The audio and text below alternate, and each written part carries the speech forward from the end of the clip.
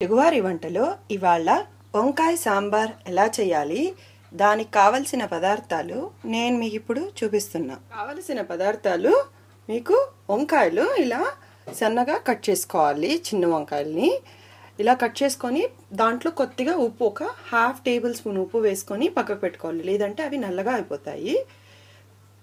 ఒక ఆనియన్ ఇలా కట్ చేసి పెట్టుకోవాలి. సాంబార్కి, వంకాయ సాంబార్కి ఇలా పొడువుగా సన్నగా తరుక్కుంటే మీకు సాంబార్ బాగా టేస్ట్ వస్తుంది. అట్ ది సేమ్ టైం తినడానికి ఉప్పులు బాగా కనపడతాయి. టమోటాలు 2, ఉప్పు తగినంత, ధనియాల పొడి 1 టేబుల్ స్పూన్, మిరప్పొడి 1 టేబుల్ స్పూన్. ఆ తర్వాత పోపుకు కావలసిన సామాన్లు, దాంట్లో చిటికెడు ఇంగువ, చిటికెడు పసుపు.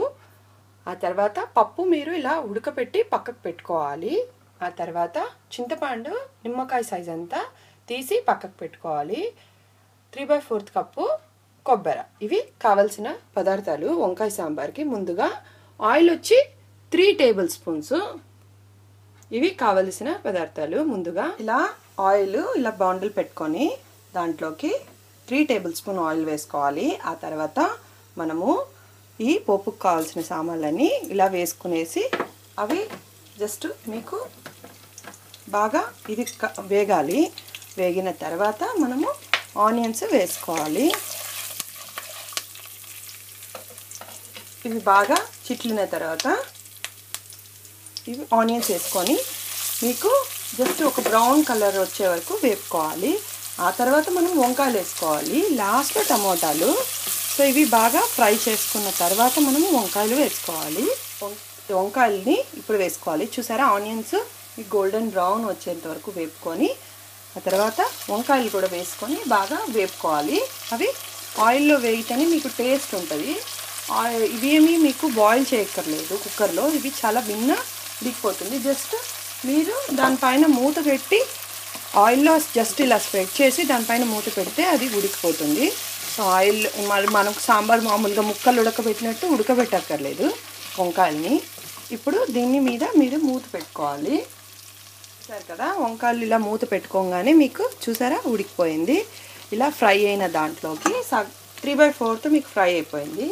ఇందులోకి మనం టమోటాలు కూడా వేసి మూత పెట్టుకోవాలి. అప్పుడు టమోటాలు కూడా మగ్గిపోతాయి ఇందులో.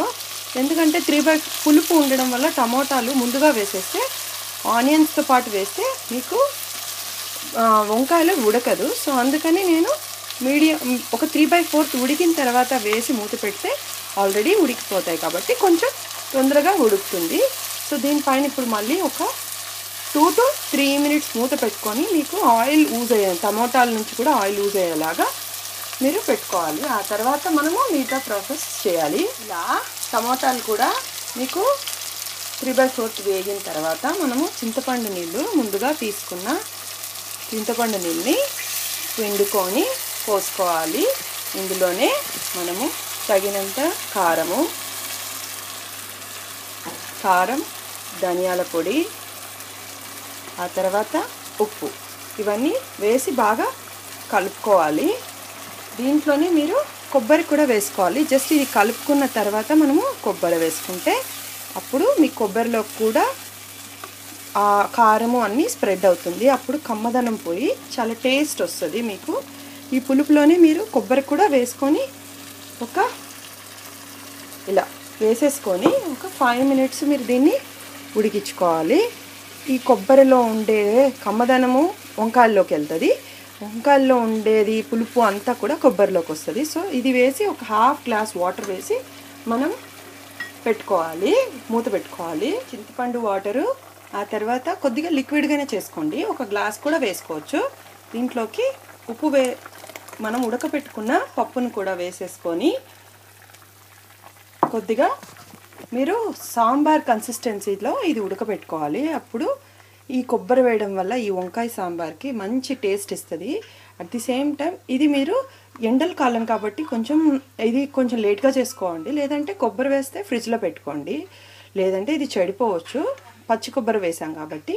బట్ ఇది టేస్ట్ వైజ్ చాలా బాగా ఉంటుంది కంపారిటివ్లీ అన్ని సాంబార్లతో. ఏం లేకుండా చాలా సింపుల్గా మీకు ఈ సాంబార్ రెడీ అయిపోయింది. దీన్ని బాగా ఉడికిన తర్వాత తీసి సర్వ్ చేసుకోవడమే. బౌల్లో తీసుకొని మీరు అన్నంతో అయినా లేదా ఇడ్లీ, దోశ వేటికైనా ఇది వంకాయ సాంబార్ బాగా సూట్ అవుతుంది. సో ఈ విధంగా మీరు ఒకసారి ట్రై చేసి చూడండి. మా తెలుగువారి వంటలో సబ్స్క్రైబ్ కండి. థ్యాంక్స్ ఈ వీడియో చూసినందుకు.